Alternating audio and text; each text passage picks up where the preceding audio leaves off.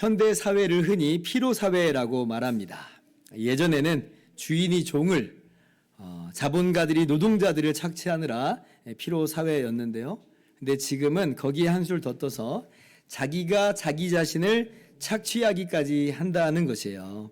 그래서 더욱더 심각한 피로 사회가 되었다는 것입니다. 예를 들면 이런 거예요. 넌 할 수 있어. 조금만 더 힘을 내. 성공하려면 남들보다 더 열심히 해야지. 라고 하면서 계속해서 자기를 몰아붙이는 거예요. 성과를 내야 되니까 피로하고, 경쟁에서 이기고 앞서 나가야 되니까 피로하고, 오늘날이요 얼마나 성과주의 사회, 또 경쟁 사회예요. 그러니까 정말 그야말로 피로 사회입니다. 그러다가 조금이라도 뒤처지는 것 같으면 어때요? 막 조바심이 나죠? 이제 완전히 뒤처졌다 싶으면 어때요? 그냥 줄이 툭 끊어진 것 같은 그런 느낌이 들 때가 있어요. 그래서 삶의 무기력에 빠지고 심지어 자기 자신을 자책하기까지도 합니다. 에이 못난 놈. 자기가 자기 자신을 그렇게 핍박해요. 그럼 좀 앞서 나가면 그럼 이제 뭐 제대로 좀 발 뻗고 편히 사는가? 아니죠. 수많은 잠재적 도전자들, 경쟁자들하고 계속 경쟁하느라고 쉼이 없어요. 조금만 쉬면 막 뒤로 밀려나갈 것 같은 그런 느낌이 듭니다. 어느 사격 선수가 그러더만요. 남들이 150발 쏘면 저는 300발, 500발 쏘아야 합니다. 그러면 여러분 누가 만약 700발 쏘면 어떨까요? 그럼 이 사람은 어때요? 1000발 쏘는 거예요. 1000발. 왜냐하면 그래야지 성과를 내고 그래야지 계속 이길 수 있으니까요. 그러니까 계속 자기를 최근에 나갑니다. 그래서 여러분 이 같은 피로 사회에서는요 어느 누구도 참된 쉼을 누릴 수가 없는 거죠. 자, 근데요 교회 안에서도 이런 피로 사회의 모습이 침투하여 있다는 것을 알 필요가 있습니다. 우리가 갈라디아서에서 계속 나누고 있는 율법주의 기독교가 바로 그러한 모습입니다. 내가 의로워지기 위해서는, 내가 하나님께 용납되기 위해서는, 내가 구원받기 위해서는 그리스도의 의만으로는 충분하지 않아 그걸 유지하거나 완성하기 위해서는 내가 또한 최선을 다해야 하는 거야. 최선을 다해 착한 일도 하고 최선을 다해 기도를 한다든지 성경을 읽는다든지 아무튼 최고의 노력을 다해야 그래야 하나님이 날 제대로 받아주실 거야. 마치 이런 거예요. 세숫대야에 물이 아구까지 가득 채워져 있는데 이걸 저 1km 앞까지 물 한 방울도 떨어뜨리지 않고 가져가야 된다고 한번 생각을 해보세요. 그래야 진짜 성공이라고 한번 생각을 해보세요. 어때요?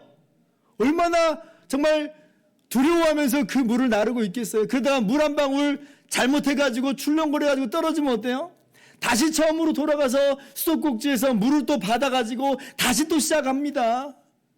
근데 이게 잘 되겠어요? 되질 않아요. 계속 처음으로 돌아가서 물을 계속 채워 넣어야만 하는 그러한 끊임없는 피로함이 있는 거예요. 그리고 과연 그게 정말 성공하기나 할 것인가? 제가 전도사 초년병 시절 때 당시 교회에 저보다 나이가 많은 청년 회장이 있었습니다.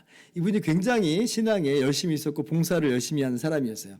찬양 인도에서부터 시작을 해가지고 교회의 행사란 행사는 정말 뭐 빠짐없이 저도 다 같이 맡아서 참여하고 또 맡아서 해왔습니다. 그리고 이분이요, 심지어는 이제 매일 저녁 기도회를 하는데 혼자 기도하는 거예요. 40일을 작정해서 기도한다 이렇게 결심을 했습니다. 대단하죠. 왜 40일을 작정했는지는 제가 정확히 그 이유를 잘 몰랐습니다만 근데 40일을 그렇게 한다는 거예요. 근데 제가 그때 기억하는 것 중에 하나가 뭐냐면 40일 도중에 단 하루라도 어떻게 하다가 빼먹으면 그러면 다시 시작하겠다. 이게 그분의 결심이었어요. 처음부터 다시 시작해요. 그럼 어때요? 39일까지 잘 하다가 근데 하루 빼먹으면 다시 1일 시작입니다. 그래서 제가 보니까요, 그분이 1년 365일을 계속 저녁 기도를 하고 있는 거예요, 혼자서. 청년 입장에서 하루를 빼먹지 않는다는 건 정말 쉽지 않죠. 그죠? 그래서 제가 그분한테 그렇게 이야기를 했어요. 아니, 이렇게까지 할 필요는 없다. 그렇게 해서 하나님이 받아주시고 안 받아주시고 그런 거 아니다. 이제 그랬습니다. 그런데 이제 이분은 자기가 그냥 그렇게 하고 싶어서 한다는 거예요. 그래서 어떻게 해요? 제 마음에 뭐 들진 않았습니다만은 뭐 내버려 둬야만 했죠. 그런데 아마도 이런 신앙의 모습이어서 그랬을까요? 이분이 바로 제가 갈라디아서 강해 처음 할 때 예를 들었었던 이 신천지 이단으로 완전 넘어가 버린 바로 그 청년이었습니다. 여러분, 하나님께 받아들여지기 위해서 최선을 다하는 신앙, 이게 언뜻 듣기로는 아무런 문제가 없어 보이고, 아니 심지어 좋아 보이기까지 하지만요, 그러나 여기에는 정말 큰 두 가지 문제가 있어요. 첫 번째는 뭐냐면, 자, 한번 생각을 해보세요. 최선을 다했어요. 자, 그래서 하나님이 응답하셨다라고 그렇게 한번 생각을 해보는 겁니다. 그렇다면 여기에서 누가 드러나고 무엇이 부각될까요? 말은 하나님께서 은혜로 내게 주셨어요 라고 말은 하겠지만, 근데 정말 하고 싶은 말은 뭐예요? 내가 최선을 다해서 기도하고 내가 최선을 다해서 말씀을 순종했더니 그러니까 하나님이 주신 거예요. 그죠? 여기 나의 최선이라고 하는 게 은근히 묻어나기를 바랍니다. 자기 자랑이 생기는 거예요. 그리고 다른 사람들에게도 뭘 권면하겠어요? 그래서 너도 최선을 다해. 그러면 되는 거야. 그렇게 권면하게 돼 있어요. 그러니까 사람들도 그 말을 듣고 동기부여가 돼가지고, 야, 저 사람이 최선을 다했더니 하나님이 저걸 주셨대 하면서 너도 나도 최선을 다합니다. 여러분, 여기 은혜가 어디 있어요? 최선만 남습니다. 하나님의 은혜, 하나님의 영광이 가려지는 거예요. 자, 그리고 뭔가 문제를 안고 살아가는 그런 사람에 대해서는 어떤 시각으로 그럼 보겠어요? 나는 최선을 다해서 하나님께 응답을 받았고 하나님께 받아들여졌어. 근데 저 사람은 어려워. 그러면 어떤 시각을 갖게 되냐면, 최선을 다하지 않아서 그래. 뭔가 저 사람의 삶과 신앙엔 문제가 있어서 그래 라고 하면서 판단하고 정죄하기 일수가 돼버리는 거예요. 뭐예요? 하나님의 은혜, 하나님의 영광 다 사라져버립니다. 첫 번째 문제예요. 두 번째 문제가 있습니다. 자, 그런데 그러다가 뭔가 내 삶에 문제가 터졌어요. 혹은 어떤 사람은 아직도 나에게 응답이 없어. 자, 그러면 이때도 뭐가 제일 먼저 떠오를까요? 최선을 다해야 하나님께서 받아주신다며요. 최선을 다해야 하나님께서 용납해 주신다며요. 그러면 어떤 생각을 하기 마련이냐면, 내가 혹시 최선을 다하지 못해서 그런 거 아닌가? 내가 아직도 뭔가 부족한 게 있나? 내가 뭔가 문제가 있는 것 아닌가? 라고 하면서 다시금 힘을 다해서 최선의 경주를 다해요. 최선의 경주를. 여러분, 그런데 도대체 어느 정도를 해야 최선인가요? 어느 정도로 해야지 하나님이 과연 받아주시는 걸까요? 그리고 그러다가 계속해서 그 모양이면 어때요? 아직도 내가 부족한 게 있는가? 라고 하면서 불안과 조바심 속에서 자신을 더 쥐어짭니다. 더 쥐어짜요. 왜? 최선을 다해야 하나님께서 받아주시니까. 그러다가 이제 나중에 자포자기하기도 하지요. 자신을 착취하고 몰아붙이면서 안식과 평안을 누리지 못하는 겁니다. 그리고 딴 사람은 근데 응답을 받았어. 자꾸 비교하면서. 이게 뭐예요? 피로사회죠. 피로사회. 이게 두 번째 문제예요. 오늘 사도 바울께서는 그러한 우리들에게 이렇게 말씀하십니다. 1절 말씀이에요. 같이 한번 읽어봅시다. 시작. 어리석도다 갈라디아 사람들아, 예수 그리스도께서 십자가에 못 박히신 것이 너희 눈앞에 밝히 보이거늘 누가 너희를 꾀더냐. 어리석도다 갈라디아 사람들아. 도대체 왜 그러고 있냐는 거예요.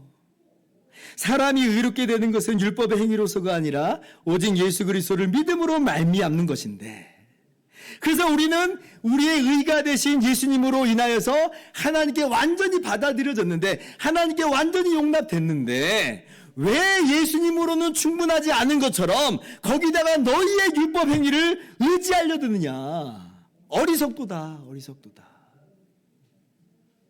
여러분, 정말 너무 이상하죠.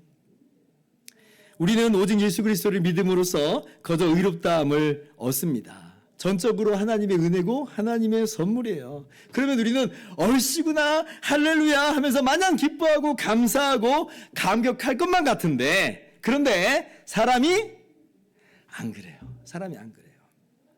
정말 기묘하게도 우리는 율법의 행위, 나의 노력, 나의 최선을 자꾸 거기다가 더 추가하려고 하고 집어넣으려고 그래요. 그래야지 뭔가 더 확실하게 보장받는 것처럼 그렇게 우리는 생각을 한단 말이에요.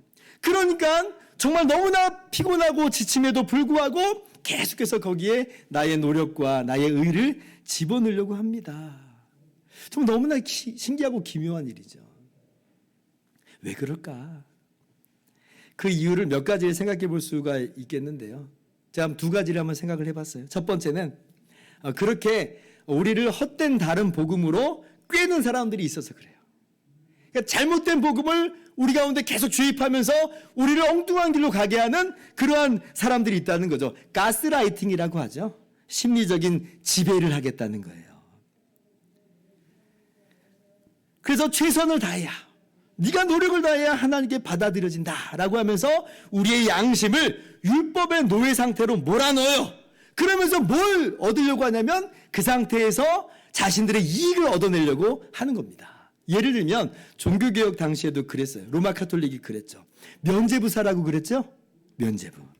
돈을 많이 내면 낼수록 연옥에 있는 사람이 그 시간이 단축된다라고 하면서 사람들이 막 양심을 얽어매면서 막 쥐어짭니다. 면죄부 안 사면 큰일 나는 것처럼 돈 조금 내면 안 될 것 같이 막 그렇게 사람의 마음을 양심을 얽어매는 거예요. 근데 여러분 그 면죄부를 발행했던 이유가 뭔지 아세요? 지금 바티칸에 있는 베드로 성당 있죠? 그 베드로 성당 건축하려고 건축비 마련하려고 면죄부를 그렇게 판매한 거예요. 자신들의 이익을 위해서 사람들을 양심을 율법의 노예로 만들어버리는 거죠. 그렇게 꿰는 세력들이 있다는 거죠. 두 번째, 이런 이유도 있어요. 최선과 노력이라고 하는 게 이게 우리 인간 본성에 너무 잘 어울려요. 인간 본성에. 우리는요, 내가 뭐라도 해서 자기가 조금이라도 기여했다라고 하는 걸 굉장히 좋아합니다. 그리고 그렇게 기여한 것으로 뭘 삼냐면 나의 존재의 의미를 삼아요. 내가 그러므로 존재하는 것처럼 생각해요. 뿌듯한 거예요, 그게.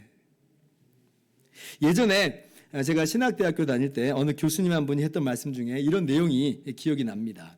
목회자 모임이었는데 이분이 오직 우리의 구원은 전적으로 하나님의 은혜입니다.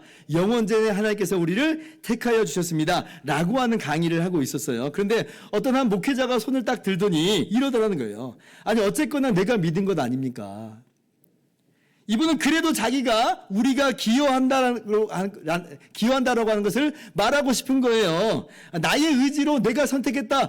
이렇게 얘기하고 싶은 거죠. 그래서 이 교수님이 그랬대요. 예, 맞아요. 그런데 우리의 믿음도 성령 하나님께서 믿게 해주셔서 믿는 겁니다. 그랬더니 이 사람이 막 따지면서 그럼 나는 뭡니까?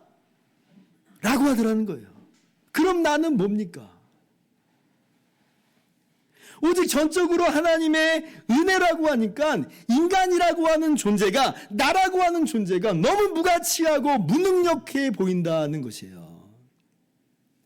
인간은 자신의 행위 속에서 뭔가 자기의 의미나 가치를 찾고 싶어하는 속성이 있습니다. 나는 그 정도로 무의미하고 무가치하고 무능력한 존재가 아니라고 하는 걸 증명하고 싶어요. 이러한 인간 본성이 있으니까 이 다른 헛된 복음하고 이게 어우러져 버리는 거죠. 그 다른 헛된 복음이 매력적으로 들리고 그래서 거기에 물들어가지고 그쪽으로 휩쓸려 버리고 그렇게 넘어져 버리는 것이 우리들의 모습이에요. 여러분, 그러나 그러한 이런저러한 꼬임에 넘어지는 순간 어떻게 되냐면 참된 안식이 사라져 버립니다. 순식간에 피로사회가 되는 거예요. 끊임없이 내가 증명해야 되고 끊임없이 내가 뭔가를 해내야만 해요. 그래야지 하나님이 마치 나를 받아주실 것 같이, 그래야지 하나님이 나를 용납해 주실 것 같이, 응답해 주실 것 같이 끊임없는 그러한 쉼없는 피로함으로 우리가 전락하게 되는 거죠. 무엇보다도 거저 주신 하나님의 은혜를 은혜 아니게 되는 것으로, 은혜 아닌 것으로 하나님의 영광을 완전히 가려버리는 거예요. 그래서 바울 사도께서는 갈라디아서 5장 4절에 뭐라고 말씀해요? 율법 안에서 의롭다함을 얻으려 하는 너희는 그리스도에게서 끊어지고 은혜에서 떨어진 자로다. 여러분, 우리도요, 행여나 나의 최선과 나의 노력으로 하나님께 받아들여지기를 바라는 그러한 불순한 모습, 그런 어리석은 모습이 우리 가운데 있지는 않는가? 우리가 돌아봐야 할 것입니다. 여러분, 복음이 뭔가요? 복음이. 예수님께서 십자가에서 못 박혀 죽으셨을 때 다 이루었다 말씀하셨어요. 다 이루었다. 예수님께서 이루지 못한 것은 없어요. 우리의 죄값은 완전히 다 지불되었고 모든 의는 그리스도 안에서 성취되었어요. 우리가 최선을 다하고 자시고 할 것이 없다는 것이에요. 예수님 믿는 우리는 예수님께서 거저 우리의 의가 되어주심으로 말미암아 하나님께 용납된 사람들이에요. 거저 받아들여진 사람들이에요. 여러분, 이러한 거저 주신 은혜를 정말 은혜로서 받으시기를 바라요. 그리고 그로 말미암는 참된 자유, 참된 안식, 참된 기쁨을 누리시기를 바랍니다. 자, 그러면서 오늘 사도 바울께서는요, 의롭다 하신 것은 거저 주신 은혜임을 증명하는 것으로서 성령 받은 것이 오직 복음을 듣고 믿음으로 말미암은 것 아니냐고 그렇게 강하게 갈라디아 교인에게 이야기를 합니다. 2절 말씀 보세요. 내가 너희에게서 다만 이것을 알려 하노니 너희가 성령을 받은 것이 율법의 행위로냐 혹은 듣고 믿음으로냐. 자, 5절도 반복하시죠? 같이 읽습니다. 시작. 너희에게 성령을 주시고 너희 가운데서 능력을 행하시는 이의 일이 율법의 행위에서냐 혹은 듣고 믿음에서냐. 자, 정답은 뭐예요? 갈라디아 교인들이 곰곰이 생각하면서 뭐라고 답할까요? 복음을 듣고 믿음에서입니다. 하나같이 다 이렇게 대답을 했을 거예요. 왜냐하면 지금 바울 사도께서 내가 지금 니들이 다 아는 걸 하나 물어보겠다라고 하는 그런 뉘앙스잖아요. 너희들도 알다시피 듣고 믿음으로 성령을 받지 않았느냐. 3절. 그런데 너희가 이같이 어리석으냐. 성령으로 시작하였다가 이제는 육체로 마치겠느냐. 아마 제가 추측하기로는 이 내용부터 이해가 좀 잘 안 되시는 분들이 있을 거라 생각이 듭니다. 특별히 저처럼 예전에 오순절 계통의 교회에서 신앙생활을 하신 분들은 더 이해하기 좀 어려울 수 있어요. 이게 무슨 내용이지? 왜냐하면 제가 청년 시절까지 순복음교회에서 신앙생활을 했는데요. 거기에서는 성령님을 받기 위해선 정말 최선을 다해야 된다 이렇게 가르쳤어요. 그러니까 너희 죄를 하나도 남김없이 회개 기도해야 성령 받는다. 간절히 사모하고 또 사모해야 그래야 성령 받는다. 그랬어요. 그래서 집회 시간에요. 기도 시간이 이제 주어지는데 통성 기도 시간이 기본적으로 1시간이었습니다. 저는 그렇게 신앙생활을 했어요. 그래서 어느 때는 회개 기도만 30분 시킵니다. 그리고 간절히 성령 충만을 구하는 기도로 30분을 해요. 그게 1시간이에요. 그게 1시간. 그리고 순복음교회에서는 그러다가 이제 방언을 하고 막 은사를 체험하고 이제 하는 걸 성령 받았다. 이제 이렇게 불렀어요. 그러니까 아니 성령 받기 위해서는 정말 회개 열심히 해야 되고 정말 열심히 사모하고 기도하는 그런 수고를 마다하지 않았는데 근데 그게 아니라 듣고 믿음으로 성령님을 받는다 하니까 오늘 말씀이 뭐 이해가 좀 어려운 거예요. 그죠? 자, 그런데 오늘 성령을 받았다라고 하는 말씀은 순복음 교회에서는 성령 내주라고 부르는 그 사건이에요. 우리 장로교에서는 성경적 용법으로 성령 세례라고 부르는 것을 가리키는 겁니다. 여러분, 장로교회 성령 세례하고 순복음교회에게 성령 세례는 용법이 전혀 다릅니다. 저는 항상 성령 세례 그러면 장로교 용법으로 이야기하는 거예요. 여러분, 성경적 용법으로 말씀드리는 거니까 여러분 오해하지 말라고 먼저 말씀을 드립니다. 자, 그러면 듣고 믿음으로 성령님을 받는다는 것이 어떻게 거저 의롭다 하여 주신 그 은혜에 대한 증명이 되는가라고 하는 걸 함께 살펴봅시다. 고린도전서 12장 3절부터 볼게요. 자, 그러므로 내가 너희에게 알리노니 하나님의 영으로 말하는 자는 누구든지 예수를 저주할 자라 하지 아니하고 또 성령으로 아니하고는 누구든지 예수를 주시라 할 수 없느니라. 자, 우리가 예수님을 나의 주와 나의 구원자로 믿죠. 그죠? 여러분 믿으십니까? 예, 우리 믿어요. 자, 그런데 오늘 말씀을 따르면 그것은 누가 역사하신 거라는 거예요? 예, 성령님께서 역사하신 것이다. 성령으로 아니하고는 누구든지 예수를 주시라 할 수 없느니라 그랬잖아요. 그러니까 성령 하나님께서 우리에게 믿음을 불러일으키신 것이에요. 그래서 우리가 예수님을 나의 주와 나의 구원자로 시인하고 믿는 것입니다. 그것은요, 성령께서 우리 안에 역사하신 결과예요. 지금도 우리가 예수님을 나의 주와 구주로 고백하는 건 누구 때문이에요? 성령의 역사 때문이에요. 자, 그래서 어떻게 됐느냐? 12장 13절 같이 한번 교독합시다. 우리가 유대인이나 헬라인이나 종이나 자유인이나 다 한 성령으로 세례를 받아 한 몸이 되었고 또 다 한 성령을 마시게 하셨느니라. 너희는 그리스도의 몸이요 지체의 각 부분이라. 자, 말씀 보세요. 자, 그렇게 예수님을 주와 구주로 믿는 사람은 어떻게 된 것이냐면 성령으로 세례를 받아 그리스도와 한 몸이 된 것이다. 말씀하시죠. 이게 단순히 성령 하나님께서 도구로만 역사하신 것이 아님을 분명히 밝히기 위해서 뭐라고까지 말씀하시냐면 한 성령을 마셨다 그러죠. 마셨다. 그러니까 성령님께서 우리 안에 계신다라고 하는 거예요. 여러분, 이게 바로 성경적 용법에서 말하는 성령 세례인 것인데 다름 아니라 예수님을 믿을 때에 역사하시는 성령 하나님께서 심지어 우리에게 주어지는 거예요. 그리고 우리는 그렇게 성령님을 받아서 그리스도의 몸으로 연합하게 된 것이다 라는 거예요. 즉 성령님께서는 우리로 하여금 예수님을 믿게 하시는 영이시요, 그리고 우리 안에 거하셔서 우리로 하여금 예수님과 한 몸이 되게 하시는, 예수님과 연합하게 하시는 영이에요. 이걸 오늘 성령을 받았다라고 이야기하고 있는 겁니다. 여러분, 그러므로 나는 예수님을 믿긴 믿는데 성령님이 내 안에 계시는지, 내가 성령을 받았는지 난 잘 모르겠어. 난 성령 혹시 안 받은 거 아닐까? 여러분, 그런 것은 없습니다. 그런 건 없어요. 여러분, 그 말은 어떤 말이 돼버리냐면 나는 예수님을 믿어. 그런데 나는 그리스도의 몸은 아닌 것 같아. 이 말하고 똑같아요.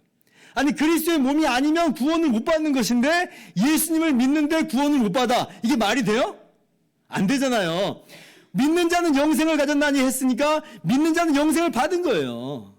그럼 그게 뭐냐? 성령님을 받은 거라고 하는 거죠. 그래서 나는 예수님을 믿는데 성령님을 못 받아서 그런 일은 없습니다. 오히려 둘 중에 하나예요. 아직 진짜 예수님을 안 믿는 것이든지, 아니면 예수님을 믿고 성령 받았는데 잘 못 배웠든지, 잘 모르고 있든지 둘 중에 하나입니다. 그리고 기억하세요. 로마서 8장 9절 다시 한번 제가 말씀드릴게요. 누구든지 그리스도의 영, 그러니까 성령이 없으면 그리스도의 사람이 아니라. 예수님을 믿는데 성령님은 없어. 그런 것은 없다는 거예요. 믿는 자에게 성령 하나님이 그 안에 계심을 여러분 믿으시기 바랍니다. 자, 여기까지 이해가 되셨을 거예요. 자, 그러면 오늘 말씀은 무슨 뜻이 되냐면, 그렇게 성령을 받은 것이, 그렇게 해서 예수님과 한 몸을 이룬 것이 과연 율법의 행위로 말미암은 거냐, 아니면 복음을 듣고 믿음으로 말미암은 것이냐. 사도 바울께서는 오늘 이 질문을 던지고 있는 것입니다. 여러분, 우리가 주 예수님과 한 몸으로 연합하게 된 것이, 그러니까 성령으로 세례받은 것이 우리의 최선과 우리의 노력 때문입니까? 결코 그렇지 않죠. 믿을 때에 성령을 받아 그리스도의 한 몸이 된 것이에요. 자, 더 쉽게 설명하자면, 자, 물로 세례를 우리가 받는 것은 성령 세례의 외적 표시예요. 뭐라고요? 성령 세례가 본질이고 물 세례는 외적으로 표시하는 거예요. 자, 그러면 여러분 어떻게 해서 물 세례 받았어요? 무슨 조건과 어떤 수행을 잘 해가지고 수련을 맞춰서 그래서 물 세례를 받았습니까? 그렇지 않죠. 우리는요, 오직 예수님을 나의 주와 구주로 믿음으로 그냥 물세례를 받은 거예요. 다른 아무런 조건은 없습니다. 우리 장로교가 예수님 믿은 다음에 1년 뒤에 세례를 받게 하는데 그건 어떤 수련 기간을 두자는 얘기가 아니에요. 그 사람의 믿음이 정말 참된 믿음인가, 잠깐 일시적으로 믿다가 말아버리는 그런 믿음인가를 지켜보겠다는 거지 무슨 조건을 두는 이야기가 아니에요. 누구든지 예수님을 주와 구주로 믿으면 바로 세례를 받는 겁니다. 자, 그러면 우리가 오직 예수님을 나의 주와 구주로 그렇게 믿음으로 물세례를 받는데 그 실체인 성령 세례도 뭐라는 거예요? 믿음으로 우리는 성령을 받는다는 거예요. 우리는 믿음으로 성령을 받는다. 오늘 바울 사도께서는 마치 갈라디아 교인들에게 이렇게 말씀하고 있는 것과도 같습니다. 니들 예수님 믿을 때 물세례 받았지? 물세례는 바로 예수님과 한 몸을 이루는 연합사건을 가리키고 있는 거 알고 있지? 다른 말로 그것은 성령 세례 받는 것인 줄을 알고 있지? 그러면 성령 받는 거 듣고 믿어서 성령 세례 받는 거야? 아니면 율법의 행위에서야? 너희가 처음에 믿음 생활을 시작했는데 그것이 너희가 믿음으로 성령 세례 받고 그리스도의 한 몸이 돼서 구원을 받은 거야? 아니면 너희가 뭔가를 해서 그렇게 구원을 받은 거야? 대답해봐. 여러분, 예수님과 연합했기 때문에 우리가 주님과 함께 죽은 것이고 그렇게 주님의 십자가로 말미암아 우리의 모든 죄값이 다 치러진 거예요. 이게 듣고 믿음으로 말미암은 것이냐 아니면 율법의 행위로 말미암은 것이냐. 우리가 뭐 해서 우리 주님과 그렇게 연합한 거예요? 뭐 해서 우리가 죄 용서 받은 거예요? 아니잖아요. 그저 주님을 믿음으로 주님과 연합하였고 그렇게 해서 우리의 모든 죄가 용서함 받았고 그렇게 우리가 구원을 받은 거잖아요. 복음을 듣고 믿음으로 성령 세례 받아 주님과 한 몸을 이룸으로 우리도 완전한 죄사함, 완전한 의롭다 하심을 얻은 거예요. 그런데 왜 은혜를 은혜답게 하지 못하고 시작은 잘했는데 왜 그리스도만으로는 안 되는 것처럼 충분치 않은 것처럼 거기다가 율법의 행위를 섞으려 든단 말인가? 너희가 이같이 어리석으냐? 성령으로 시작하였다가 이제는 육체로 마치겠느냐? 로마서 11장 6절은 이렇게 말씀합니다. 같이 한번 읽어봅시다. 시작. 만일 은혜로 된 것이면 행위로 말미암지 않음이니 그렇지 않으면 은혜가 은혜되지 못하느니라. 행위를 섞으면 어떻게 된다고요? 은혜가 은혜되지 못하느니라. 우리는 행위를 섞으면 뭔가를 이루어낸 것처럼 생각을 하지만 성경은 전혀 그렇게 말씀하지 않아요. 행위를 섞으면 은혜가 은혜되지 못하느니라.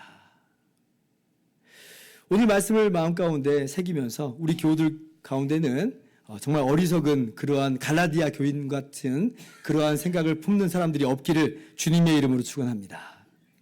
자, 아브라함 이야기는 다음에 더 하도록 하고요. 오늘은 여기서 말씀을 정리하고 마치려고 합니다. 여러분, 우리의 최선과 수고와 노력으로가 아니라 오직 예수님을 믿음으로 우리는 거저 완전히 의롭다함을 얻었다라고 하는 이 복음의 말씀을 다시 한번 들었습니다. 우리는 믿음으로 성령을 받은 거예요. 그렇게 해서 그리스도의 몸이 돼버린 거예요.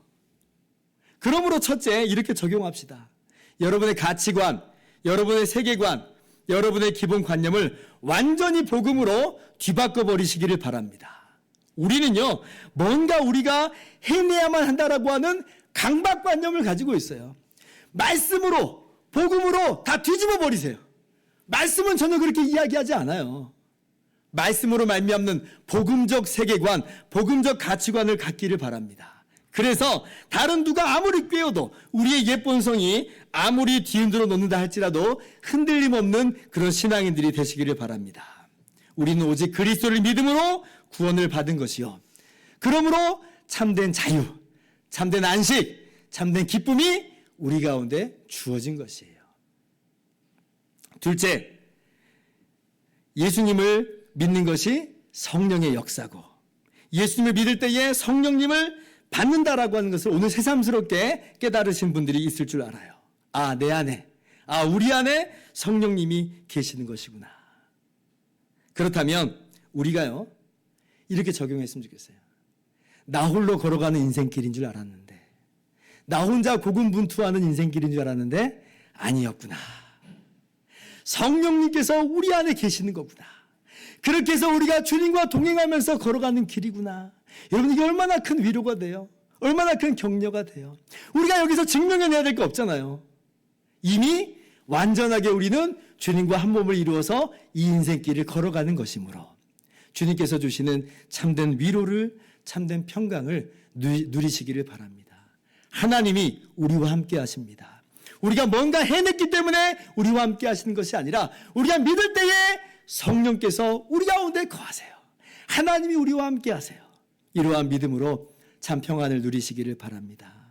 셋째, 마지막, 우리가 성령으로 말미암아 주 예수 그리스도와 한 몸이 되었으니 이제 성령님의 인도하심을 따라 예수님의 주인됨을 참으로 고백하면서 우리의 인생의 주권을 항상 주님께 내어드리는 삶을 사시기를 주님의 이름으로 축원합니다. 우리의 인생의 주인이 누구냐? 누가 우리 인생을 책임지느냐? 더 이상 우리가 아닌 것이에요. 우리는 주님의 몸의 지체이고 우리의 머리는 예수님이에요. 예수님이 우리의 주인이세요. 그분이 끌고 나가실 거예요. 그러니 우리는 믿고 맡기면서 나가는 것이고, 다만 우리가 마땅히 해야 되는 것은 뭐냐? 우리의 머리가 되시고 우리의 주인이신 주님의 말씀에 귀를 기울이면서 살아가는 겁니다. 그렇게 해서 나 자신을 증명해내고자 함이 아니라 우리를 완전히 책임져 주신 주님께 감사함으로, 주님을 사랑함으로, 기쁨과 즐거움으로 주님의 말씀에 순종하는 삶을 사는 거예요. 여러분의 인생길을 여러분이 지금도 책임지려고 부단히도 애쓰고 수고하고 있습니까? 그러므로 많이 피곤하십니까? 이 시간에 다 내려놓으시기를 바랍니다. 예수님이 우리의 머리가 되셨어요. 우리 영원히 책임져 주세요. 다만 우리는 기쁨과 감사로 주님께 주권을 내어드리며 주의 말씀에 순종하면서 살아가는 저와 여러분들 되기를 주님의 이름으로 축원합니다. 함께 찬양하고 기도하는 시간을 갖도록 합니다. 우리들을 위하여 십자가에 못 박혀, 이 찬양이에요. 주님께서 십자가에서 모든 죄값을 다 치르심으로 우리의 모든 죄값은 다 치러졌고 우리는 의롭다함을 얻었습니다. 우리 거저 의인이 된 거예요. 증명할 거 없어요. 우리들을 위하여 십자가에 못 박혀 모든 죄를 용서하사 의인 삼아 주신 주, 어떤 일이 있어도 나를 버리지 않고 죽기까지 사랑하신 나의 귀한 예수님, 내 마음에 한 자리, 가장 귀한 그 자리,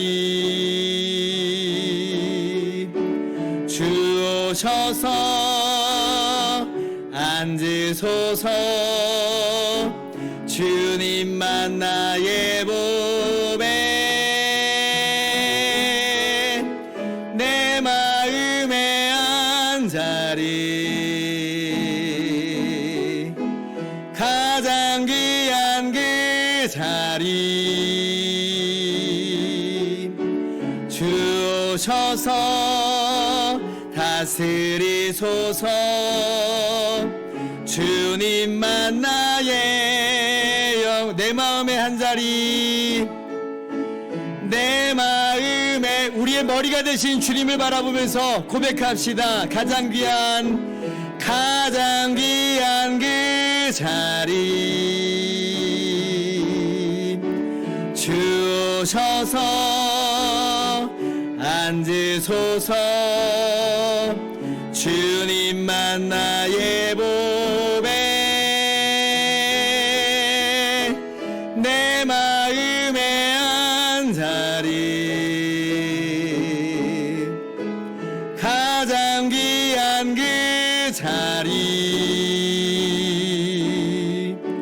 주 오셔서 다스리소서. 주님만 나의